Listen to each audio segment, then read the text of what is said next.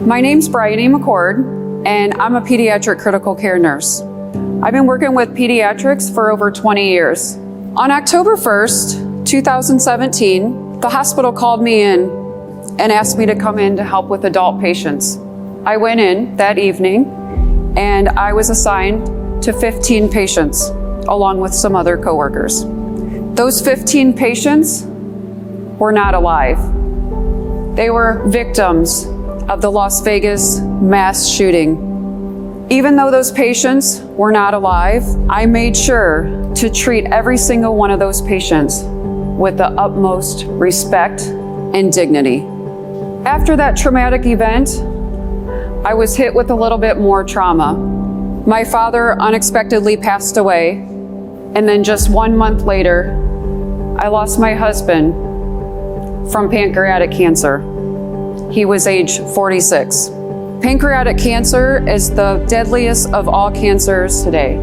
There's a 5-year survival rate of only 10%. That's up from 6% when my husband was diagnosed in 2015. He survived 2.5 years after his initial diagnosis. In the year 2020, 57,000 people are going to be diagnosed with pancreatic cancer. 47,000 of those individuals will die from pancreatic cancer. In such a short period of time, I experienced a tremendous amount of emotional pain and trauma. There was a lot of unresolved grief. I was left to pick up all the pieces. Do any of you have to go to work and deal with emotional pain? Critical care nurses and first responders and other medical professionals are at high risk for PTSD, cumulative grief, and nurse burnout. Workplace grief costs businesses $75 billion a year.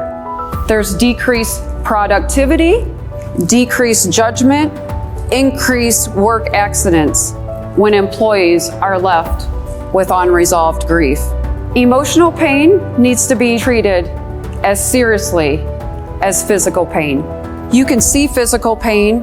You may see somebody with a cast, walking with a walker. Can you see a broken heart? Emotional pain is invisible, but it needs to be taken just as serious. It can be devastating. One of the most important lessons I would like to share with you today is the importance of the grieving process. Experiencing loss is not a life sentence. My mission as a grief recovery specialist is to educate and provide as many resources as possible for individuals that are grieving.